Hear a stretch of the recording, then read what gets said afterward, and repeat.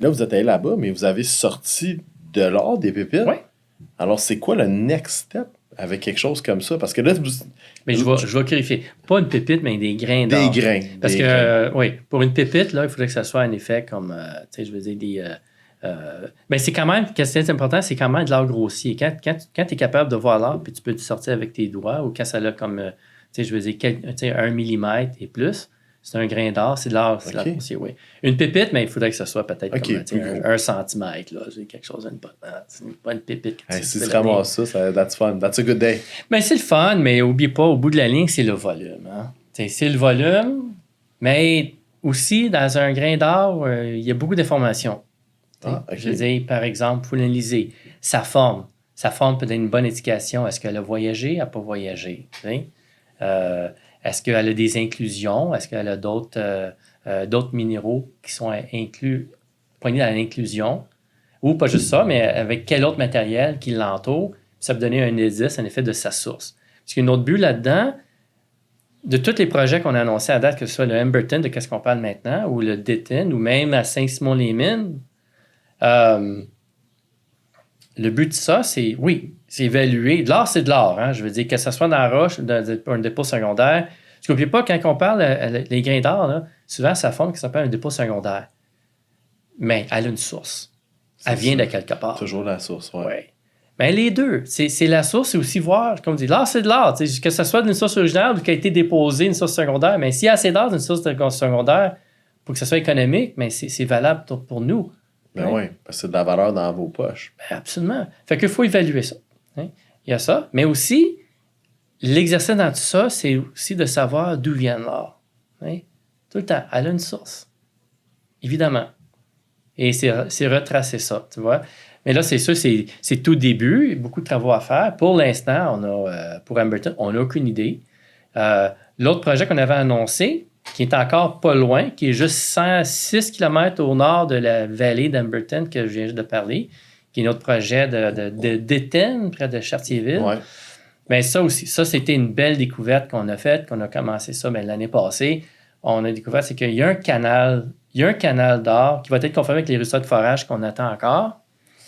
Mais à date, on l'a trouvé à surface et en bas d'une carrière qui serait comme à peu près le type qu'on pourrait dire la bordure d'une vallée en fossé. Ouais. Il y a une carrière où, je vais l'expliquer, c'est une carrière, une sablière active, puis l'or, elle sort. Là. Le gars, il est en train de la mettre sur la route. Elle va sur la route, oui, sur la route, ou peut-être d'autres projets de cimenterie là, pour faire, je veux dire, oui, il y a de l'or. Les routes sont pavées en or, qu'on pourrait dire. Peut-être pas, je veux dire, ça ressemble à ça.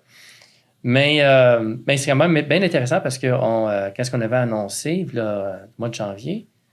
On avait annoncé qu'on a sorti des grains d'or au fond de la carrière. Au fond de la carrière, c'est intéressant parce que le fond de la carrière, c'est de l'or qui est pré-glacial. Ça veut dire c'est de l'or qui est rentré dans la vallée avant les ères glaciales, qui ressemble beaucoup comme à Saint-Simon-les-Mines.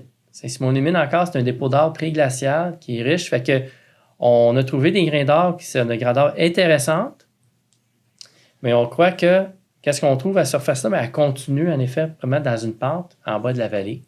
Et si c'est le cas encore, je veux dire, le plus creux qu'on va, mais plus une possibilité que ça peut être plus riche. Mais qu'est-ce qui est intéressant avec ce dépôt-là, c'est qu'on trouve de l'or. Ça, c'est Saint-Simon-les-Mines, là, l'or, là, vraiment, la majorité d'or, tu trouves ça, c'est dans le Tillorifère et à ce cœur, que c'est aussi avancé dans une roche saprolite, qui est en dessous le mort-terrain. C'est quoi le mort-terrain? C'est que toutes les vallées dans le sud du Québec sont toutes remplies par des différents fonds glaciers, glaciers. Là. Ouais. À chaque ère glaciaire, ça a ajouté une couche dans une vallée. Toutes les vallées sont toutes pleines. T'sais, le mort-terrain, en effet, couvre toutes les vallées. Moose pasture, comme il appelle. Moose pasture. Ouais, pourquoi pas. Ben non, mais c'est ça qu'il y en a qui en haut, ça peut être moose pasture. Mais je veux dire, pour la plupart, oui. C'est stérile, qu'on pourrait dire. C'est un mort-terrain qui est stérile. Parfait. Pour la plupart, Saint-Simon-les-Mines, c'est comme ça. Et quand il est riche, c'est quand il était rentré pré-glacial, enterré en dessous du dépôt. Tu vois, ça peut être de 20 à 40 mètres. Mais la zone payante, la partie où le gisement, le Tillorifère, qu'on dit, c'est un 2 mètres par-dessus le bedrock, comme ça. Fait que c'est intéressant.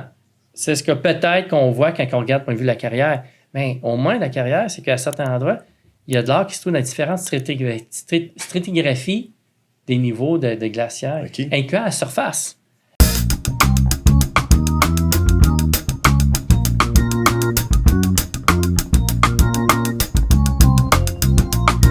Merci d'avoir regardé la vidéo.